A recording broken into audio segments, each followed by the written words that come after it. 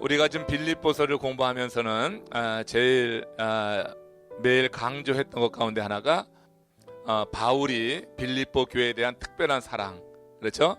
바울이 빌립보 교회에 대한 특별한 사랑이 이제 매 그 절마다 이렇게 담겨져 있었고요. 특별히 이제 2장 공부하면서는 바울이 그 빌립보 교회가 하나 되는 것을 이렇게 원했죠. 나뉘어지는 그 모습 속에서 바울이 안타까움을 가지고 그들이 하나 될 것을 요청했고, 또 이제 그 성육신 사건을 통하여서 예수님의 자기 비움 또 낮아짐을 통하여서 그 하나됨을 이루라고 하는 구체적인 방법도 일러주고, 또 구원을 이루라고 하는 그 성화에 대해서 말씀하면서 이제 그들이 성화를 이루 나갈 때 반목이 아니라 갈등이 아니라 하나 될 수 있다 하는 그런 내용의 그런 권고를 주었어요. 그리고 우리가 이제 지난 주간에 좀 나눴던 그 말씀 가운데는 이 바울이 디모데를, 그래서 이제 그 빌립보 교회에 보내는 거죠. 빌립보 교회의 그 사정을 이제 자기 마음처럼 자기 뜻처럼 이제 살펴보고 또 알리고 전해줄 자가 디모데밖에 없었다, 이런 말씀과 함께 디모데를 보내는 그런 내용을 지난주에 같이 상고해봤고, 또 에바브라 디도가 이제 바울을 섬기기 위해서, 수정 들기 위해서 그는 자기를 던졌어요. 그러다가 바울을 수정 드는 과정 속에서 큰 병이 들렸죠. 죽을 병, 아주 큰 병이 걸렸었어요. 그런데 그 에바브라 디도를 생각하는 빌립보 교우들의 마음, 그리고 이 에바브라 디도가 또 빌립보 성도들을 생각하는 그 마음이 굉장히 짠했죠. 그리고 바울 자신도 이제 거기에 그런 사랑하는 마음을 하나님이 받으셔서 이제 이 에바브라 디도가 병에서 낫는 이런 일이 있었단 말이에요. 그래서 지난주에 에바브라 디도 그러다가 제가 줄여서 디도도 했는데 좀 혼란스러울 수가 있습니다. 에바브라 디도는 그냥 디도랑 좀 틀린 사람이에요. 그리고 에바브라라고 하는 사람도 있어요. 그래서 여기 이제 에바브라 디도는 빌립보 교회 성도였어요. 빌립보 지역에서 성장했고, 그래서 이제 빌립보 교회 성도들이 바울을 이제 돕기 위해서 헌금을 모아 보낸 사람이고, 또 빌립보 교회 소식을 에바브라 디도 편에 들려주게 됐죠. 그래서 이제 교회 사정을 그렇게 해서 알 수 있었던 거예요. 그 교회가 조금 이제 내적인 문제가 있구나, 분리가 있구나 하는 것을 알았던 이 바울의 입장에서는 굉장히 안타까운 마음을 가지고 빌립보서를 쓴 거는 그 교회 안에 이런 반목, 불일치, 그리고 오늘 이제 보게 될 그 불일치의 원인이 있어요. 그 원인 제공했던 그런 그룹의 등장, 이것을 통하여서 바울은 이 빌립보 교회를 지키길 원하는 거예요. 그래서 이제 그런 마음을 가지고 쓴 서신이 빌립보서다, 이렇게 보면 되겠어요. 지난주에 상고했던 그 내용 가운데 바울은 교회를 너무 사랑한 거예요. 그래서 이제 디모데를 보내고 에바브라 디도까지 돌려보내고, 그러니까 자기 주변에서 자기를 돕고 수정들고 또 자기와 함께 사역에 힘쓸 그런 아주 핵심 멤버들을 그냥 보낸 거예요. 그러니까 그만큼 이 빌립보 교회에 대한 바울의 애정과 관심은 지대하다고 하는 거죠. 그래서 이제 디모데가 갔고 또 에바브라 디도까지 돌아가서 이제 디도를 보낸 것은 그가 병에서 낫자마자 바로 보냈거든요. 그것은 빌립보 교회 성도들을 어떻게 해요? 근심에서 건져주기 위해서, 이 디도로 인하여서 근심하고 있는 빌립보 성도들의 마음을 위안하기 위해서 그랬단 말이에요. 그래서 이제 이 에바브라 디도를 보냈다고 하는 건데, 그것이 결국은 바울 자신에게도 기쁨이 됐던 거예요. 당장 옆에서 수정드는 사람이 떠났기 때문에 불편하지만 바울의 입장에서는 근심 위에 근심이 있었는데 그걸 덜 수 있었다 하는 거예요. 근심 위에 근심은 뭐예요? 그러니까 빌립보 성도들을 향한 근심이 있잖아요. 근데 또 옆에서 수정 들고 있던 에바브라 디도가 병들었어. 이것도 근심이라고. 그러니까 근심 위에 근심이야. 디도가 이 병들었던 것으로 인해서 빌립보 성도들은 근심하는데, 빌립보 성도들이 근심하는 것이 또 바울에게는 근심이에요. 왜냐하면 빌립보 성도들에 대한 바울의 사랑은 지극했거든. 그러니까 그것이 근심이 됐단 말이에요. 그래서 디도가 낳자마자 자기를 수정드는 그런 아주 귀한 그런 조력자로서 일을 하고 있었지만, 바로 디도도 보내고 그리고 디모데도 보내고 해서 이제 빌립보 교회를 좀 더 이제 지키고 회복시키는데 이제 힘쓰는 그런 모습을 우리가 지난주에 같이 상고해 보면서, 이제 교회, 빌립보 교회, 디도, 이 에바브라 디도, 그리고 바울, 이 세 사이에 그런 아주 짠한 감정들 있잖아요. 아주 친밀한 그런 아주 그 사랑하는 그런 그런 스피릿 같은 것을 우리가 같이 상고해 보면서 그런 사랑이 있으면 교회는 하나 되겠다 하는 거예요. 그렇죠?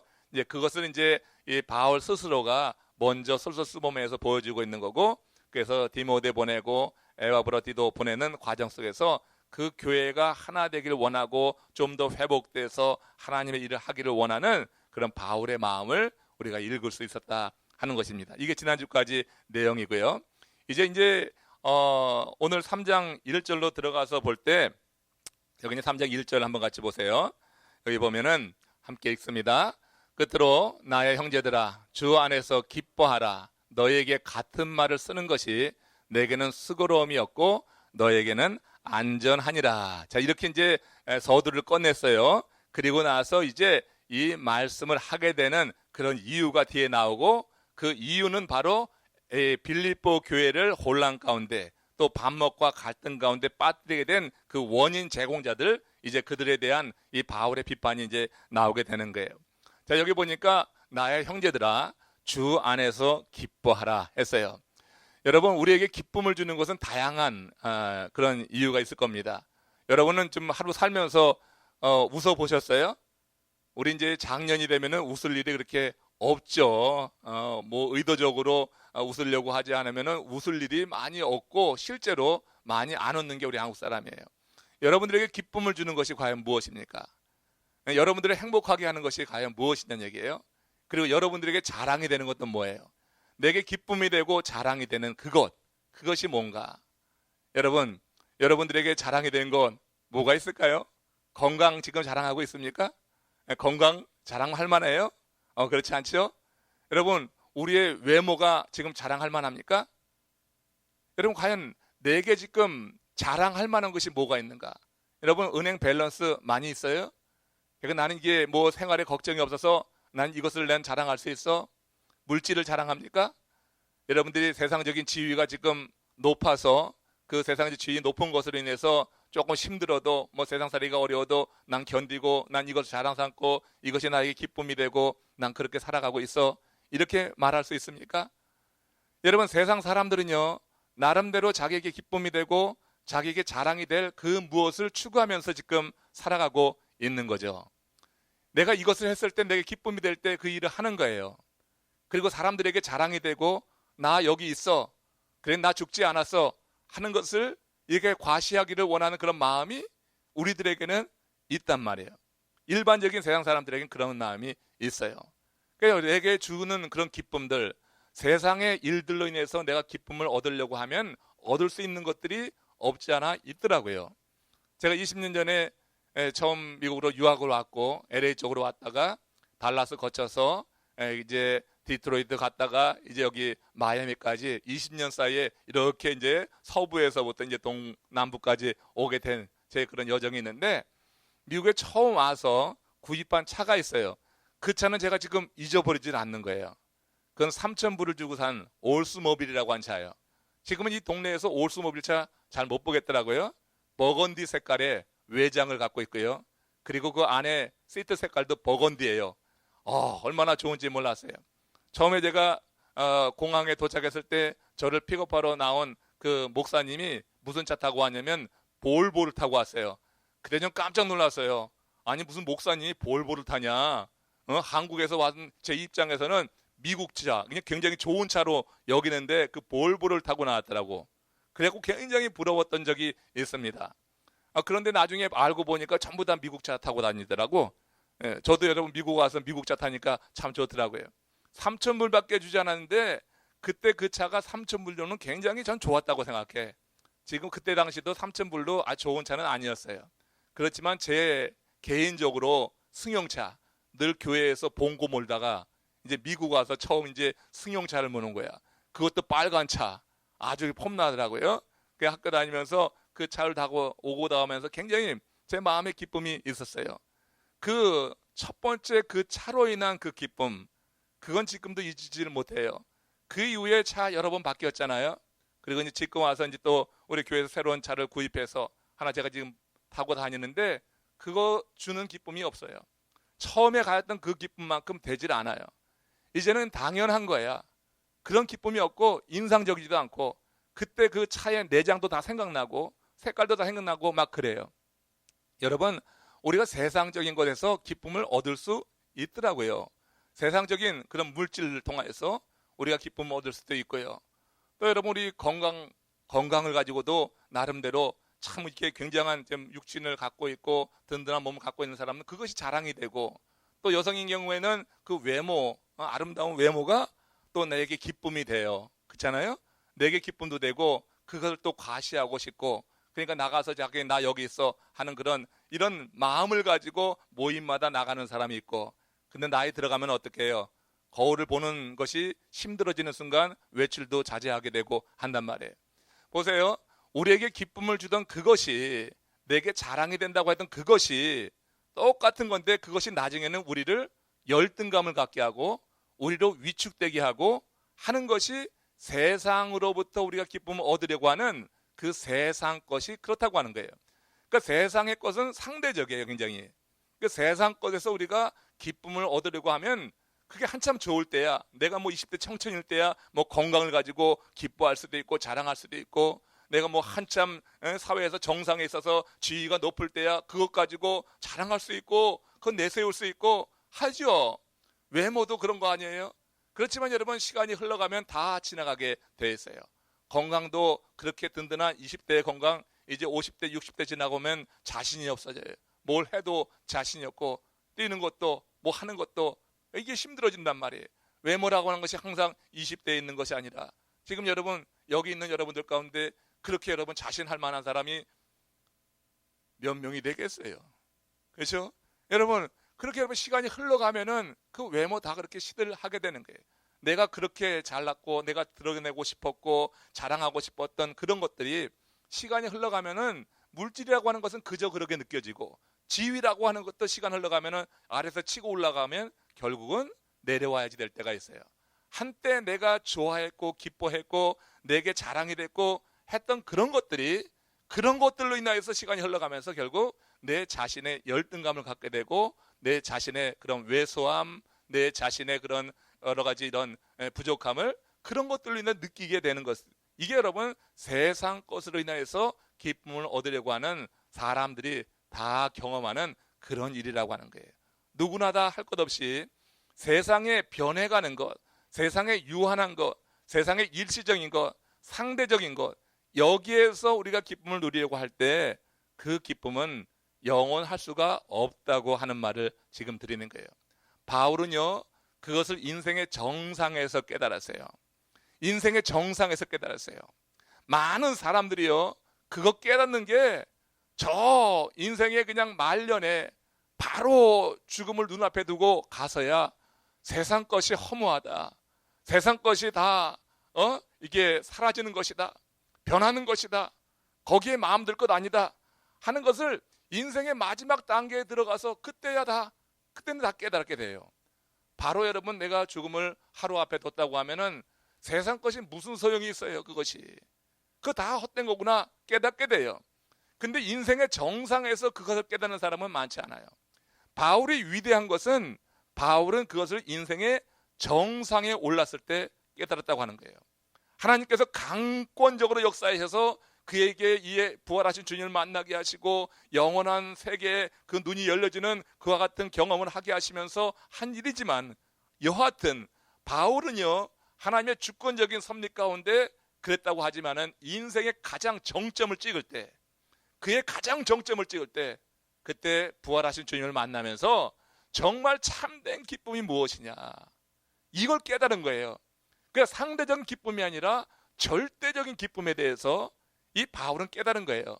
그래서 그 깨달음을 가지고 바울의 일생은 그 절대적인 기쁨이 주는 그런 은혜, 그 절대적인 기쁨이 주는 심, 소망, 이런 것을 선포하고 다닌 게 바울의 일생이었다고 하는 거예요. 바울의 선교여행 1, 2, 3차, 그리고 로마로 이제 순교하러 가는 그 과정 속에서 그 바울이 했던 것은 항상 그거였어요. 바울은 인생의 정상에서 주님을 만나고 영원한 가치, 정말 참된 기쁨이 무엇이냐를 그는 그 정상에서 깨닫기 때문에 하나님이 바울을 쓰신 것은 굉장히 크게 쓰신 거예요. 대부분의 사람들 이제 자기 마음대로 자기 욕심대로 살다가 말이에요. 마지막 순간에 가서야 인생 헛살았다. 난 잘못 살았어. 그러면서 세상 허물을 말하고 가지만 여러분 그래도 우리는 그런 점에서 참 감사한 줄로 고백하시기 바랍니다. 우리가 여러분 지금 감사한 거 아니에요, 우리도. 그죠? 우리 정말 이만큼 지금 내가 거동할 수 있고 말이에요. 아직까지 생활할 수 있고 내가 아직까지 누군가를 좀 섬길 수도 있고 하나님에 대해 사역할 수도 있고 이런 때에 우리가 지금 깨달고 있는 거예요. 지금 완전한 깨달음에 이르지 않았다 할지라도 우리는 깨달음에 이르렀고 그리고 어떤 빛을 비침을 받았기 때문에 이제는 어떻게 해요? 이제 이 상대적인 기쁨 이것도 우리가 지금 아직도 거기에 매여 있긴 하지만 이 상대적인 기쁨을 넘어서 이제 절대적인 기쁨을 향하여서 나가는 그런 순례자의 그런 삶을 지금 우리가 살고 있다고 보는 겁니다. 그렇죠? 그래서 여기 이제 다시 빌립보서 3장 1절로 가면은 여기서 이제 이 바울이 이거 바울의 신학이에요. 바울의 그냥 핵심적인 교훈이에요. 주 안에서 기뻐하라고 하는 거예요.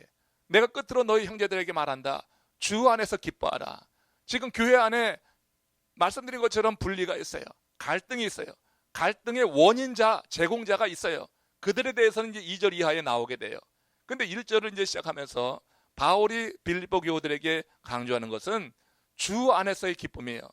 상대적인 기쁨 구하지 말고 절대적인 기쁨을 구하라고 하는 것입니다. 주 안에서 기뻐하라고 하는 것, 이게 바울 서신의 핵심적인 교훈이 되는데 주 안에서의 기뻐라고 하는 것은 그 기쁨의 이유 원천, 기쁨의 이유 원천 이걸 말한단 말이에요. 우리의 기쁨의 원천과 그 이유는 우리 주 예수 그리스도가 되어야 된다고 하는 거예요. 그 주 안에서 기뻐하는 이 기쁨은 이건 절대적인 기쁨이 될 수 있어요. 세상의 기쁨과는 다르다고 하는 거예요. 왜 그러냐면 주 안에서의 기쁨은 내 죄의 문제를 해결받음으로 인해서 내가 의롭게 되어서 하나님의 자녀가 됨으로 인하여서 내게 찾아드는 기쁨이에요. 이 기쁨은 세상의 기쁨이 외적이고 외향적인 기쁨이라고 하면은 이 주 안에서의 기쁨은 내적이고 내향적이고 내적인 힘을 주는 그런 기쁨이 되는 거예요. 여러분 사람들이 이 죄의 문제, 근본적인 죄의 문제에서 해방되었다고 하는 것은 이건 굉장한 기쁨이 되는 거예요. 사람들의 근심 있는 거, 성공 중에도 인생이 잘 나가는 중에도 근심하고 염려하는 것은 근본적으로 영적으로 보면 이 죄의 문제를 해결하지 못했기 때문에 내가 지금 누리고 있는 이것이 완전하지 않는 거예요. 이것이 내 삶을 보장하지 못한다고 하는 것을 그 사람들도 알아요. 인생의 경험을 통해 아는 거예요. 그렇기 때문에 성공하고 인생이 잘 나가는 와중에도 내면적인 그런 불안함이 있고 근심이 있는 거예요. 근데 우리들은 기쁨을 갖게 되는데 예수로 말미암아서 이 근본적인 죄의 문제를 해결받는 거예요. 예수 그리스도의 대속의 죽음에 대해서 믿음을 갖는다고 하는 것은 대단한 우리 삶의 변화를 일으키게 되는 거예요. 그래서 여러분 예수로 말미암아서 죄의 문제를 해결하고 의롭게 됨으로 말미암아서 영원한 삶에 대한 소망이 있고 정말 믿음을 갖게 될 때 그때 우리들 마음 가운데 세상이 알지 못하는 내적인 평강과 기쁨이 임하여야 된다고 하는 거예요. 구원 얻은 자가 여러분 구원의 확신이 있다고 하면은 적어도 이거 있어야 돼요. 내적인 그런 평강이나 기쁨에 대해서 우리가 그 맛을 좀 알아야 된단 말이에요. 이건 절대적인 기쁨이에요. 상대적인 기쁨과 같지 않아요. 세상의 기쁨은 시간이 지나가면서 그 기뻐했던 원인 때문에 내가 더욱더 초라해져요. 건강을 기뻐했는데 자랑했는데 시간이 지나고 나니까 그 건강 때문에 내가 초라해지는 거야. 내가 물질을 그렇게 추구하고 좋았는데 나보다 더 많은 사람들을 보게 되면은 여러분 더 자기 자신이 초라해지는 거예요. 상대적인 거예요 다. 그러나 여러분 예수 그리스도로 인하여서 우리가 죄사함을 받게 되고 의롭게 되는 것은 이건 절대적인 거예요. 상대적이지 않아요. 우리는 누구에게나 하나님께서 베푸시는 그 은혜 안에서 우리가 이렇게 죄의 문제를 해결할 때 의롭다함을 얻음으로 인하여서 찾아들게 되는 이 내적인 기쁨. 지금 바울은 이걸 이야기하는 거예요. 나의 형제들아 너희들 이제 다시 마음을 추스려라. 그 주 안에서 기뻐하라. 이게 절대적인 기쁨에 대해서 다시 한번 그들에게 말하는데 그 다음에 뭐라고 하냐면 너희에게 같은 말을 쓰는 것이 내게는 수고로움이었고 너희에게는 안전하니라 그랬어요. 그러니까 지금 바울이요 주 안에서 기뻐하라고 하는 이 말 같은 말이에요. 늘 하는 말이에요. 반복하는 말이에요. 이렇게 말하는 것이 바울에게는 절대 수고로움이 아니다. 여러분 진리라고 하는 것은 오전에도 얘기했는데 그냥 말이 재밌어서 하는 얘기예요. 진리라고 하는 것은요, 진리지가 않아요. 근데 비진리는 진리 버리고 말아요. 그죠? 진리는요, 들어도 진리지 않는 게 진리예요. 복음을 막론하고 반복해서 듣고 항상 들어도 진리는 진리질 않아요. 근데 비진리는 진리예요. 여러분 설교할 때 여러분 하나님 말씀을 전하면요, 말씀의 예화를 갖고 얘기하면은 아무리 반복해도 늘 반복해도 진리질 않아요. 다윗이 골리앗 무너뜨린 그 예화를요 매번 반복해도 진리지 않아요. 예수님께서 나사로를 살린 이야기를 매번 반복해도 진리지 않아요.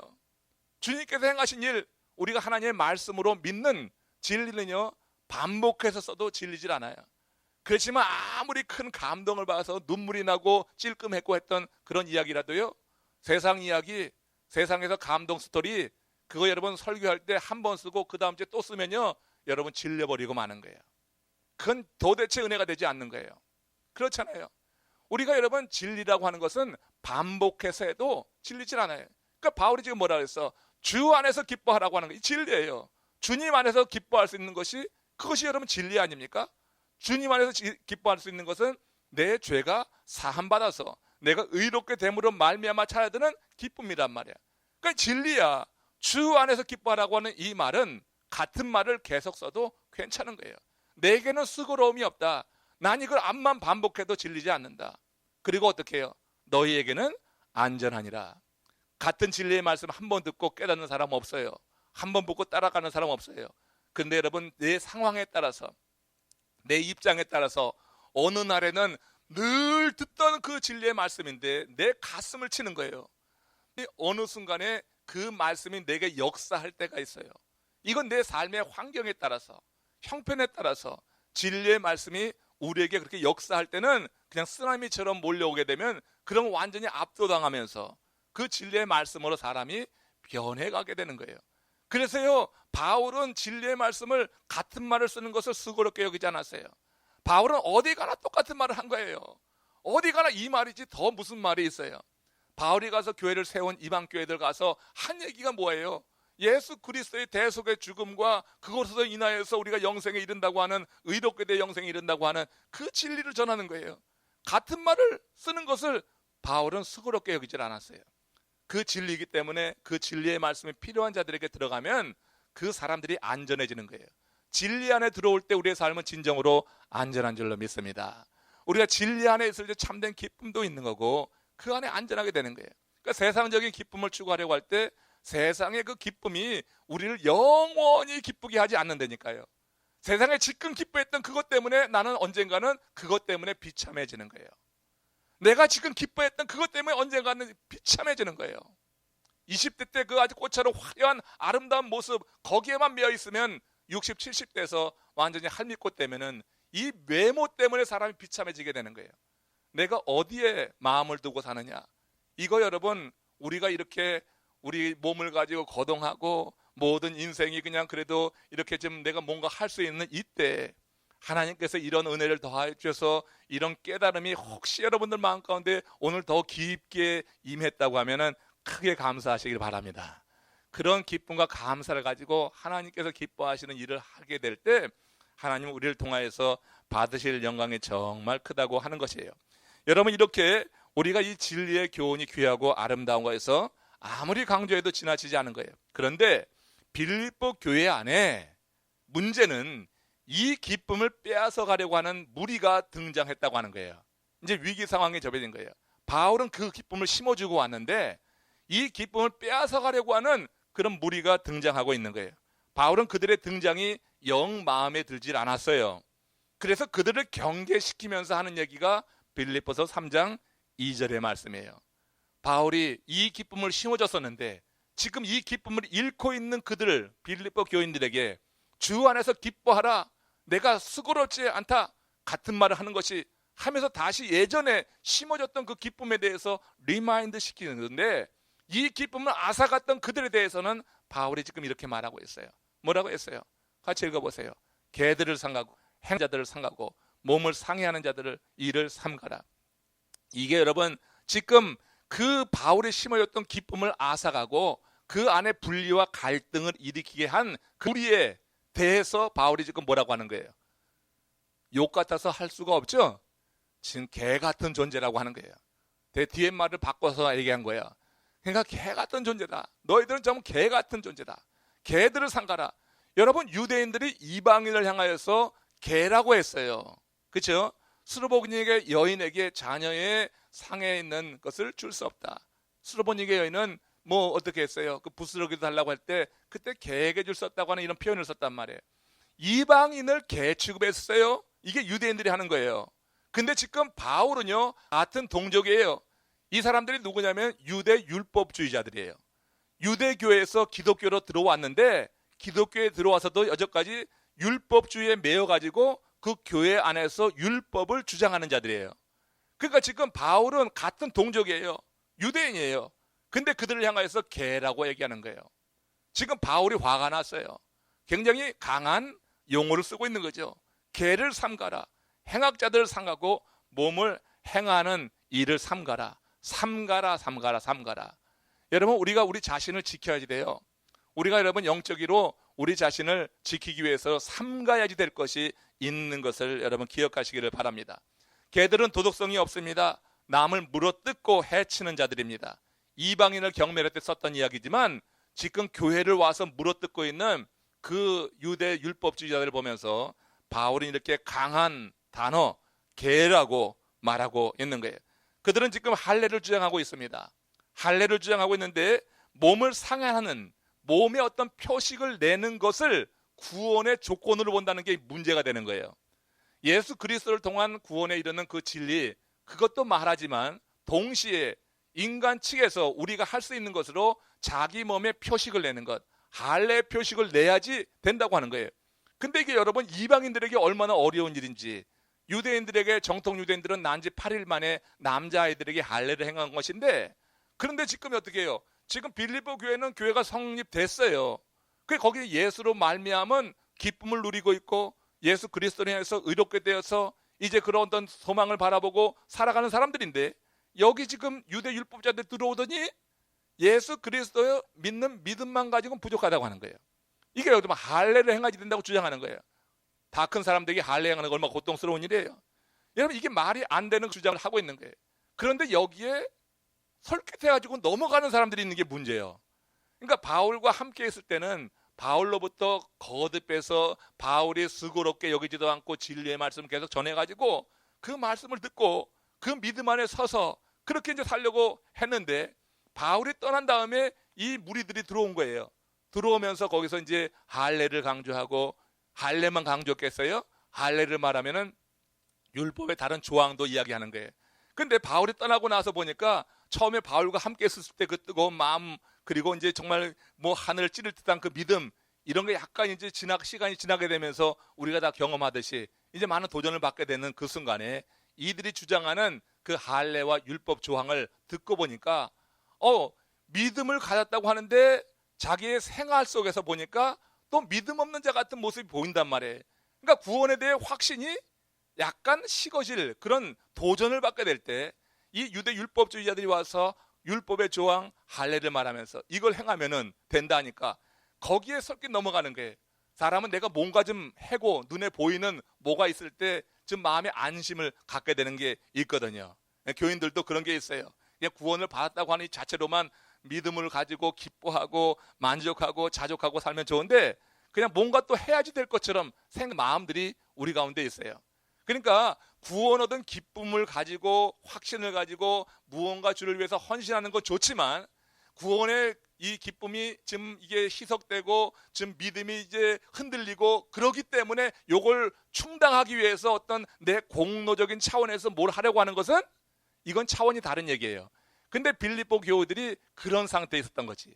그러니까 구원의 큰 기쁨을 가지고 감사를 가지고 뭔가 공로라기보다 뭔가 헌신하고 하는 것은 아름다운 일이에요. 그건 좋은 일이에요.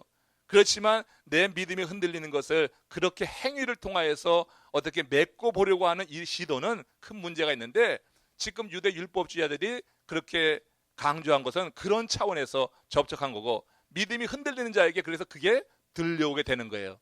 그 교회 안에는 믿음이 바로 서 있는 자도 있었지만 이렇게 흔들리는 자도 있었던 거란 말이에요. 그러니까 거기서 이제 갈등이 생기는 거예요. 이제 그 말을 듣고선 할례를 행한 자는 어떻게 하겠어요? 할례를 행하지 않은 자를 정죄하는 거예요. 비판하는 거예요. 율법을 지키는 자는 율법을 행하지 않는 자에 대해서 뭐라고 하는 거예요. 그러면 율법 그 할례를 행하지 않고 율법을 떠나서 자유한 사람은 바울의 그 이야기를 듣고 그 복음을 듣고 그걸 가지고 이야기하는데 이게 서로 그 사이에서 갈등을 빚게 되는 결과를 초래하게 됐다고 하는 거예요. 결국 이렇게 해서 바울은 그런 이단 사설 같은 거 거짓 그런 이제 교훈을 전해주고 있던 그들을 거짓 할례자다. 그들은 할례의 참 뜻은 알지 못하고 몸만 상하게 하는 자다. 이렇게 말하고 있는 거예요. 그래서 뭐라고 그랬냐면 몸을 상해하는 일을 하지 말라. 그들은 할례의 참 의미는 모르고 몸만 상하고 있는 거다. 그냥 할례만 해서 고통만 주는 거지 실제로 할례의 참된 의미는 모른다. 그게 뭐냐면 할례의 참된 의미는 마음의 성결에 있는 거예요. 마음의 성결이라고 하는 것은 오직 하나님만 바라보는 거예요. 그러니까 내가 하나님께 속했다고 하는 표식이 할례거든요. 아브라함에게 주신 약속이거든요. 이게 할례를 통하여서 내가 하나님께 속했다고 하는 것을 드러내는 거예요. 고백하는 거예요. 어린 시절에 대신 할례를 행함으로 이 아이는 하나님께 속했다고 하는 것을 드러내는 거예요. 그렇지만 이 아이는 할례했다고 하는 이 자체만 가지고 우리가 여러분 지금 개념으로 보면 구원에 이를 수가 없는 거예요.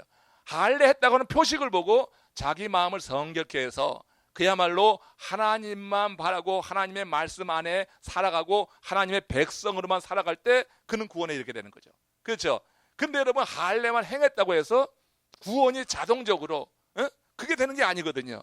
그러니까 지금 바울이 볼 때 이 거짓 할례자들이 들어와서 하는 것은 표식만 내는 거예요. 고통만 주는 거예요.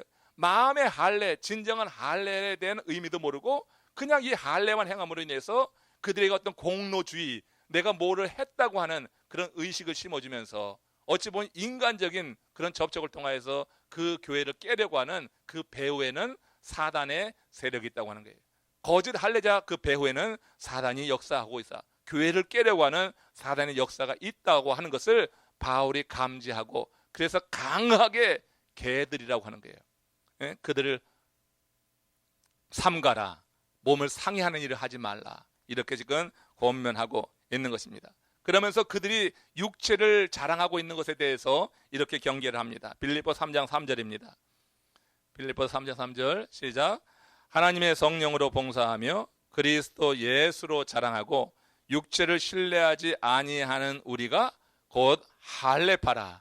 그들은 육체를 신뢰하는 거예요. 지금 몸에 표식을 내면서 육체를 신뢰하는 거예요. 내 몸에 이런 표식을 가져야지 구원에 이른다. 그래서 몸에 난 표식을 가지고 구원이라고 하는 그런 아주 하나님의 선물에 대해서 그렇게 이제 이해를 하려고 하는 거야. 이게 몸에 어떻게 해요? 육체를 신뢰하는 거죠.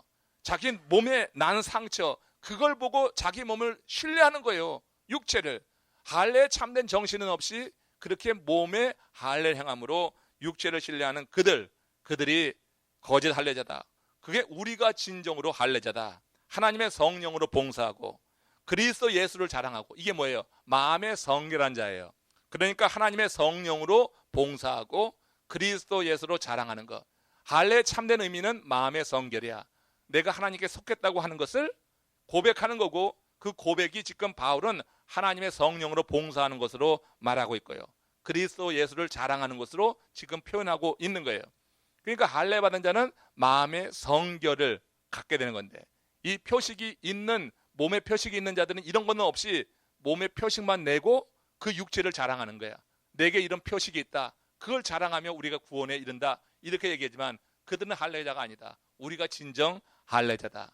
할례의 의미대로 살아가는 그 삶에 대해서 이렇게 말씀하고 있는 거예요. 그러면서 이어서 빌립보 3장 4절 6절에 이어가면서 이제 바울이 그들이 육체를 자랑한다고 하면 나는 더하다 하는 그 얘기를 하고 있는 거예요. 물론 이 주장은 자기를 자랑하기 위함이 아니라고 하는 것을 전제로 해서 그렇게 읽어봅시다. 시작. 그러나 나도 육체를 신뢰할만 하며 만일 누구든지 다른 이가 육체를 신뢰할 것이 있는 줄로 생각하면 나는 더욱 그러하리니 나는 8일 만에 할례를 받고 이스라엘 족속이요 베냐민 지파요 히브리인 중에 히브리인이요 율법으로는 바리새인이요 열심으로는 교회를 박해하고 율법의 의로는 흠이 없는 자라. 지금 여기 쭉 나열한 거 굉장한 거예요. 사실 하기 위해서 하는 것이 아니라 육체를 신뢰하고 있는 거짓 할례자들, 거짓 할례자들이 들어와서 자기들이 이제 유대인인 것을 밝히고, 이방인들에게는 유대인들이 굉장히 어떻게 해요? 좀 특별한 족속으로 느껴지는데, 그렇기 때문에 교회 안에 들어온 이방인들도 유대 교회에서 넘어온 이 유대교 기독교인들에 대한 어떤 경외하는 것, 인정하는 그런 분위기가 있었던 것 같아요. 그러니까 그런 자신들이 유대인으로서 행한 일을 지금 교회 안에 들어와서 강조하는 거란 말이에요. 그런 이런 자들이 들어와서 교회를 흔들고 있으니까 바울은 육체를 자랑하자고 하면은 나는 그들보다 훨씬 더하다고 하는 거예요. 그러면서 나는 난지 8일 만에 할례 받았다. 정통 유대인이라고 하는 말이에요. 이거는 정통 유대인으로 난지 8일 만에 할례 받았어요. 이스라엘 족속이었고 지파로 하면 베냐민 지파요, 히브리인 중에 히브리인이었다. 이방인의 피가 섞이지 않았다고 하는 거예요. 술수 혈통을 지닌 이스라엘 족속이라고 하는 그런 말이에요. 학문적으로는 가말리알 문화, 그 문화생이었어요. 가말리알은 당대 최고의 랍비거든요. 그러니까 당대 최고의 랍비는 지금으로 이야기하면은 지금 여러분 이 미국에서 최고 대학의 최고 석학에 어떻게 지도를 받아서 논문을 쓰고 있는 자라, 이렇게 보면 된단 말이야. 그러니까 지금 이 바울이 그런 자란 말이에요. 내가 그런 사람이었다. 요즘으로 말하면 인류대학 출신으로 정말 위대한 스승을 모시고 그렇게 공부했던 자라고 하는 것을 말하는 거예요. 율법으로는 바리새인이라고 써요. 이게 뭐냐면 난 율법을 그냥 듣기만 한 게 아니라 율법을 조항조항 지켰다고 하는 거예요. 율법으로는 바리새인이라고 하는 거예요. 바리새인은 율법의 내용을 지키는 사람들이거든. 그러니까 율법으로는 바리새인이라고 하는 율법의 교정을 다 지킨 사람이다, 이런 말이라고 하는 거예요. 더구나 그는 교회를 핍박했던 사람이었어요. 그래 열심히 있는 사람이었어요. 교회가 율법에 반하는 일을 한다고 해서 그 율법의 조항을 가지고 교회를 핍박했던 자였어요. 율법의 의로는 흠이 없는 자였어요. 쭉 나열한 내용을 보면은 바울이 대단한 인물이라고 하는 것을 알 수가 있어요. 그러니까 육신을 자랑하고 있는 빌립보 교회에 들어왔던 그 거짓 할례자들은 비교가 안 되는 그런 탁월한, 그들과 비교할 때 탁월한 그런 위치에 있는 사람이었다고 하는 거예요. 자기 자랑을 위해서가 아니라 율법주의자들의 할례 주장에 대해서 반론을 제기하고, 그리고 교회를 바로 세우기 위해서 바울은 지금 부득불 자기 자랑을 하고 있는 거예요. 부득불 자기 자랑을 하고 있는 거예요. 그렇죠? 그래서 그 다음에 이어지는 말이 이 말과 같이 연결이 되는 건데, 빌립보서 이제 3장 7절에서 9절, 오늘 본문의 끝부분입니다. 자, 요거 이제 오늘 같이 정리해 보는 거예요. 같이 읽습니다. 그러나 무엇이든지 내게 유익하던 것을 내가 그리스도를 위하여 다 해로 여길 뿐더러 또한 모든 것을 해로 여김은 내 주 그리스도 예수를 아는 지식이 가장 고상하기 때문이라.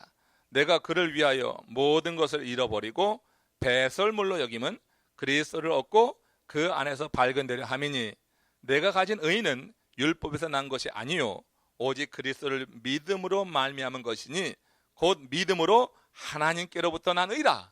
지금 여러분 이 거짓 할례자들과 비교해서 이 바울의 그 이력이라고 하는 것은 대단했어요. 그걸 크게 자랑할 만해요. 그러니까 흔히 여러분 이런 것을 사람들은 추구하고 있는 거예요. 사람들은 그것이 기쁨이 되는 거죠. 그러니까 집안을 자랑하자고 하면은 난지 8일 만에 난 할례 받은 자다. 자기 여러분 혈통을 자랑하는 걸 수 있는 거예요. 가말리알 문화 최고의 학부생에다가 율법의 내용을 철저히 익힌 바리새인에다가 사람이 자랑하고 기뻐하려고 하면 이런 것으로 얼마든지 할 수 있는 거예요. 자기의 지위를 가지고 이것을 가지고 자랑하고 이걸 기쁨으로 삼을 수도 있는 거예요. 근데 바울이 이렇게 내세울 것이 많은 바울이 그야말로 인생의 정점을 찍고 있을 때 그만 부활하신 주님을 만난 거예요. 예수 믿는 자들을 핍박하러 다메섹을 넘는 도상에 거기서 부활하신 주님을 만나면서 인생의 최고 정점, 열정이 있고 열심이 있고 자기가 하는 일에 대해서 굉장한 뚜렷한 그런 목표의식을 갖고 있었던 그 사람이었는데, 인생의 절정에서 부활하신 주님을 만나면서 이렇게 세상 사람들이 자랑할 만한 것, 이보다 훨씬 못한 이 거짓 할례자들이 들어와 가지고 그것 가지고 자랑하면서 교회를 흔들고, 바울은 거기에 비하면 월등하게 자랑할 만한 이런 위치에 있지만 부활하신 주님을 만난 이후에 내가 자랑한 이 모든 것을 다 나는 해로 여긴단 말이에요.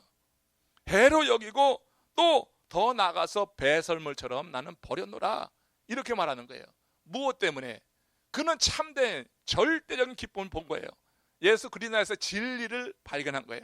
진리를 알고 나니까 세상 사람들이 그렇게 자랑할 만하게 생각할 만한 이 모든 배경들, 이런 것을 다 내려놓고 배설물이라고 하는 것은 쉽게 얘기해서 똥이란 말이에요. 똥이라고 하는 것은요, 사람이 자기 몸에서 나온 거지만 다시 돌아다보고 싶지 않은 거예요. 자기 몸에서 나온 거지만 코를 막는 거예요. 자기 몸에서 나오지만요, 다시 보고 싶지 않은 게 그런 거예요. 바울은 자기가 이룬 것입니다. 자기가 이런 최고의 학부가 있고 자기가 행한 바리새인 중에 바리새인으로서 행함이 있어요.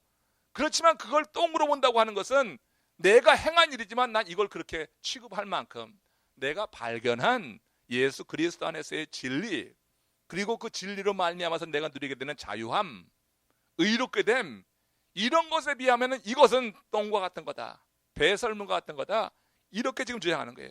근데 그거보다 훨씬 못한 거짓 할례자들이 들어와서 그걸 자랑하면서 교회를 혼란시키고 있으니까 바울의 마음에 그야말로 열불이 나는 거예요. 정말 가짜는 인물들이 들어와가지고 교회를 해치고 있는데 바울은 그 교회를 세우니라고 생명을 바쳐가면서 말씀에 헌신하고 순정하면서 고난당하면서 세운 교회를 그렇게 할 수가 있겠는가 해서 바울이 그렇게 강력한 언어로다가 개들을 상가라고 이렇게 말씀하고 있는 겁니다. 여러분, 인생의 정상에서 하나님의 부르심을 받는다고 하는 것, 하나님의 부르심을 받으면 내가 귀히 여기던 것을 내려놓기 쉽습니다. 그래서 인생의 정상에 있는 사람이 하나님이 부르실 때 외면하는 경우가 많이 있어요. 세상 것에 매여 있으면은 인생의 정상에서 하나님 부르실 때 그거 쉽지 않아요. 한참 젊고 혈기가 있고 뭐 인생에 어떤 추구할 거나 목표가 있고 막 그냥 즐거움이 있고 막 그런데 그때 하나님 부르셔요? 누가 그걸 내려놔요? 그거 여러분 쉽지 않은 결단이에요. 그러니까 강력하게 하나님께서 바울을 부르실 때는 눈을 멀게 하신 거예요. 눈을 멀게 하신 것은 여러 가지 의미로 해석되는데 세상 것에 대해서 눈을 멀게 하시고 그 다음에 영의 눈을 떠서 신령한 것을 보게 하신 거예요. 그는 볼 게 많았던 사람이에요. 그는 누릴 게 많았고 자랑할 게 많았던 사람이에요. 그렇지만 하나님께서 그 바울의 눈을 멀게 하시면서 그로 하여금 하나님의 나라를 보게 하시고 이런 강력한 그런 경험 속에서 바울은 다 포기했어요. 그걸 보고 나니까 그렇게 자랑하고 내가 이루려고 하고 지키려고 했던 그 모든 것이 배설물 같은 거야. 누가 배설물을 다시 쳐다봐요? 누가 배설물에 가서 코를 대요? 그렇지 않는다고. 자기는 그렇다는 거야. 주님께서 부르신 이후에 나는 그걸 그렇게 생각할 만큼 한다. 근데 이들이 지금 그걸 갖고 와서 들이대면서 이렇게 하고 있으니 이거 어떡하랴? 이 얘기가 되는 거예요. 내가 배설물로 여기는 걸 가지고 이들이 와서 교회를 혼란시키는데 너희들이 거기에 넘어가고 있구나. 그것 때문에 교회가 왜 이렇게 혼란되고 분리되고 반목을 하느냐? 이게 여러분 바울의 논리라고 하는 거예요. 바울에 대해서 잘 알고 있는 빌립보 교우들이 이 서신을 받을 때 어떻게 반응했는지 그건 나오지 않지만 여러분 바울에 대해서 알고 있는 그 교우들, 특별히 바울을 사랑하는 그들이 이런 편지, 강력한 도전하는 편지를 받았을 때 그들이 뜨끔하고 어떤 변화가 있지 않았겠어요? 우리 한번 생각해 볼 수 있는 그런 대목이에요. 여러분, 나무는 잎을 버리지 않으면 봄에 새싹을 얻을 수가 없습니다. 겨울을 지나면서 잎을 다 버려야지 돼요. 한겨울을 지나는 나무 북쪽에 보면은 아주 앙상하게 그냥 마른 그 가지만 남습니다. 겨울이 깊어지면은 그 가지가 새까맣게 변합니다. 그런데 놀랍게도 봄이 가까워오면은 죽은 듯 싶었던 그 가지에서 새순이 돋아요. 그리고 잎사귀가 나요. 그리고 나무는 한 뼘쯤 자라는 거예요. 그러니까 여러분, 자라기 위해서는 버려야지 되는 거예요. 우리가 여러분 뭔가 얻기 위해서는 이뤄야 될 게 있는 거예요. 우리가 여러분 두 개를 다 할 수는 없는 거예요. 그러니까 어떤 신령한 성장에 대해서 여러분이 목마름이 있다고 하면은 세상 것의 어느 한 부분은 여러분들이 이뤄야지 되는 거예요. 그걸 잃지 않고 내 영적인 것만 얻으려고 하는 것은 상당히 이기적인 것이 되죠. 여러분, 나무가 성장하려고 하면 나무 잎 아무리 그저 초록색 화려해도 그거 다 털어내야지 되는 거예요. 털어내고 한겨울 지나는 거예요. 털어내고 나면은 그 나무는 한겨울을 지나야지 돼요. 우리가 세상 거 털어내고 나면 우리의 인생도 한겨울을 지나는 것처럼 황량한 그런 순간이 우리에게 올 수도 있어요. 그렇지만 여러분, 우리가 털어낼 때 그냥 내 보여주기 위해서 나도 이런 사람이야 하고 털어내는 게 아니라 주님께서 특별히 주신 은혜가 내 가운데 있고 정말 내가 분명한 확신을 가지고 믿음 가운데 털어내면은 한겨울을 지날 수 있는 힘을 주께서 주시는 줄 믿습니다. 그 과정을 지나고 나면은요, 거기서 새순이 나는 거예요. 죽은 듯 싶은 가지에서 새순이 나면서 나무는 자라고 성장하고 더 큰 그늘을 들이우게 하는 그런 거목으로 자라게 된다고 하는 것입니다. 아름다운 열매를 맺는 그런 나무들이 있습니다. 열매 맺기 전에 꽃을 핍니다. 모든 열매에는 그 전에 꽃이 피죠. 꽃이 피는 거예요. 아무리 못생긴 그런 열매를 할지라도 꽃은 이뻐요. 그러니까 열매 맺는 것은 항상 꽃을 피게 되어 있어요. 그러나 여러분, 그 나무에서 열매가 진짜 맺어지려고 하면은 그 아름다운 꽃잎을 다 털어내야지 돼요. 그 꽃잎이 다 죽어야지 돼요. 꽃잎이 있는 상태에서는 열매가 절대 맺혀지지 않아요. 그죠? 열매를 맺으려고 하면은 아름다운 꽃 다 이루어야지 되는 거예요. 한동안 아름답죠? 많은 사람들이 보기 좋죠? 그렇지만 우리에게 진짜 우리에게 먹여주고 우리를 건강하게 하고 정말 우리에게 큰 힘을 주는 것은 하기 위해서는 그 꽃잎을 다 이뤄야지 돼요. 잃고 난 다음에 거기서 열매가 맺어지게 되는 거예요. 아무리 화려한 꽃이라도 꽃잎을 버리지 않으면 열매는 맺어질 수가 없는 거예요. 이룰 수 있는 용기, 버릴 수 있는 용기, 그것이 있을 때 얻을 수 있는 기회가 찾아든다고 하는 거예요. 정말로 여러분, 우리가 영적으로 성장하려고 하는 그 갈급한 심령이 많으면은요, 우리가 이룰 수 있는 용기, 버릴 수 있는 용기도 있어야 돼요. 그냥 말로만이 아니라 한 단계 내가 지금 업그레이드된 그런 신앙생활, 그거는 근데 하나님이 주시는 거예요.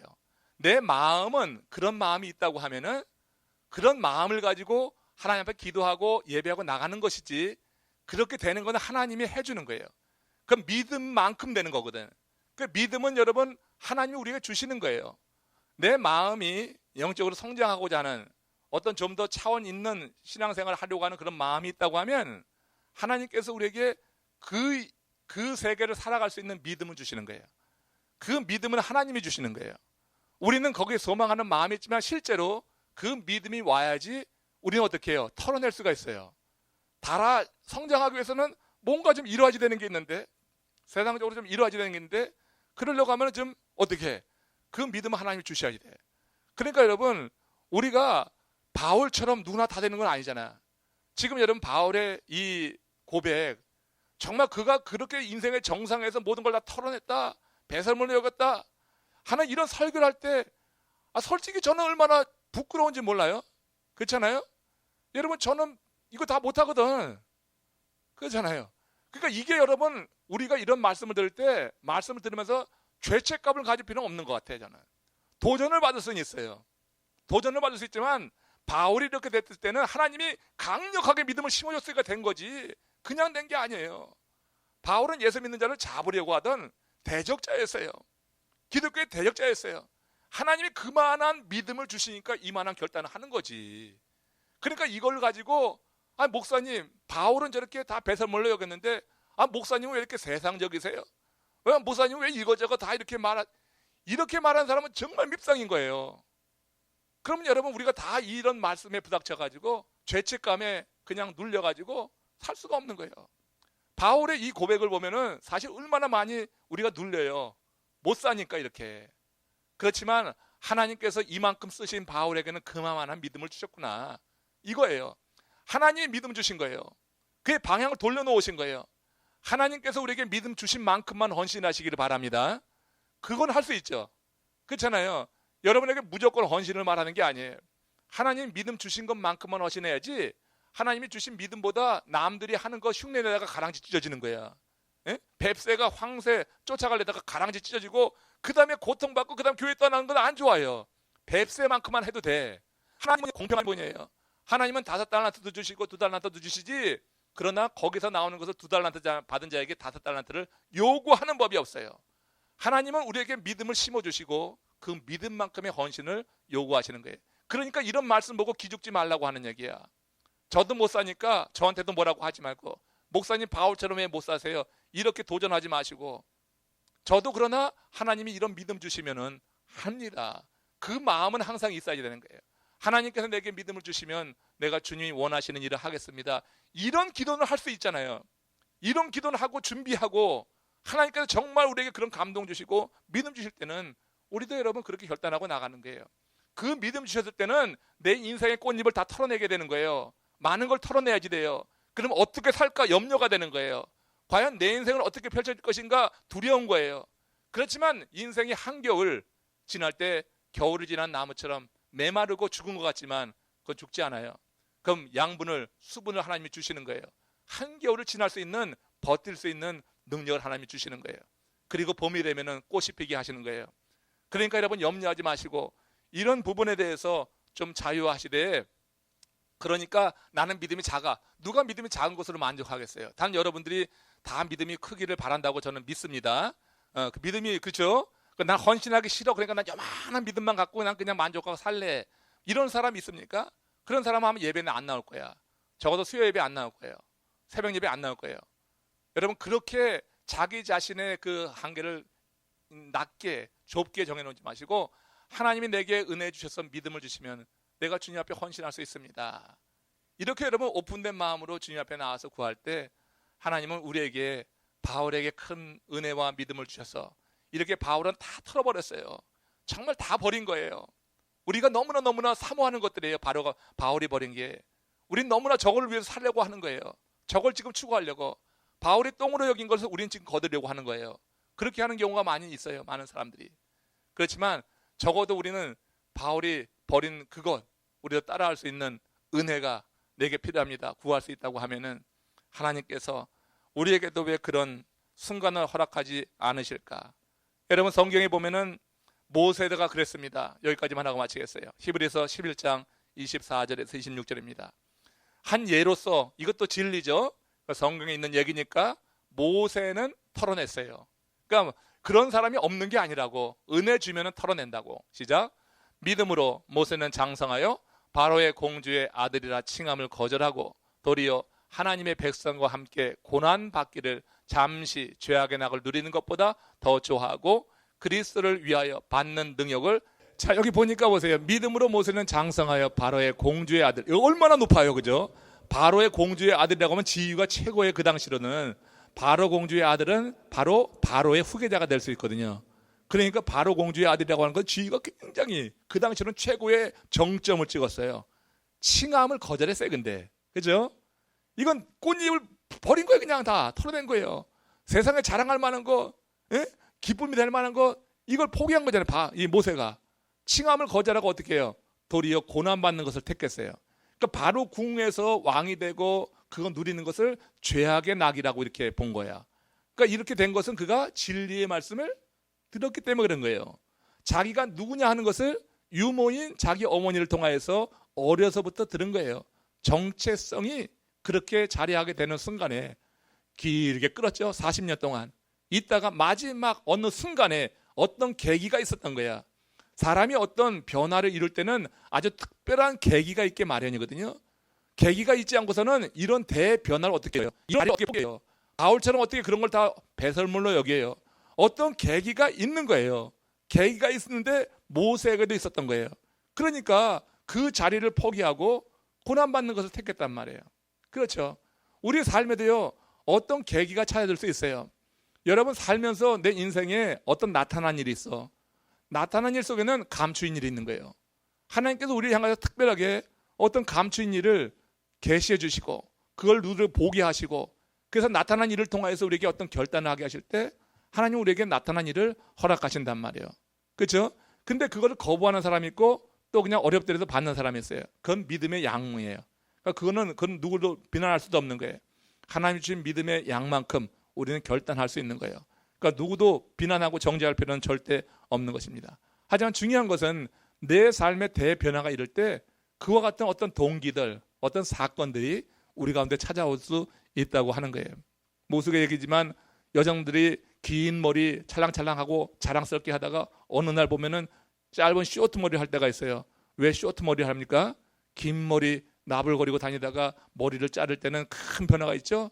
무슨 이제 실현을 했다든지 어떤 뭐 인생의 큰 변화가 나타날 때 머리를 자르고 새로운 마음가짐을 하잖아요.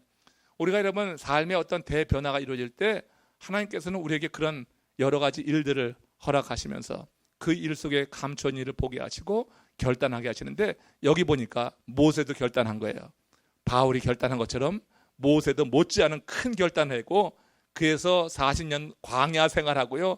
그 광야 생활할 때 모세가 못 견뎌서 죽었습니까? 그런 높은 신분에 있던 사람이 광야에 나가서 미디안 들에서 양을 칠 때요 견딜 수 없는 거예요. 세상적으로는 그런 정도의 그런 추락을 갖고 오면 사람들은 다 자살하고 말아요. 다 못 사는 거예요. 그렇지만 말씀이 있어요. 진리가 있으니까 그런 삶의 추락을 그냥 추락으로 본 게 아니죠. 그러니까 광야 40년을 견뎌낸 거예요. 거기서 하나님의 부름을 40년 후에 받게 된 거예요. 그래서 그의 삶이 꽃피게 되는 것은 출애굽시키는 그 사건을 통하여서 크게 꽃피게 되는 것 우리가 보게 되잖아요. 오늘 이 바울의 이야기 속에서 이제 바울이 그렇게 자랑하고 싶은 것이 많은데 왜 이걸 자랑하냐? 여기 들어온 이 개 같은 존재들이 정말 같지도 않은 그런 내용 가지고 공로 행위를 말하면서 교회를 분란시키고 성도들을 갈라놓고 하는 이런 부분에 대해서 바울의 큰 사랑, 교회에 대한 애정을 가지고 그렇게 하는구나 하는 것을 우리가 오늘 본문에서는 배우게 됩니다. 우리 교회를 하나 되게 하는데 여러분 진리의 말씀을 들은 여러분들이 더욱더 힘써 나가시고요. 주님께서 특별히 주신 은혜가 있다고 하면 나름대로 믿음으로 결단하시고 올 한 해는 조금 더 신앙이 성장하는 그런 이제 여러분의 해가 되시기를 주님의 이름으로 축원합니다.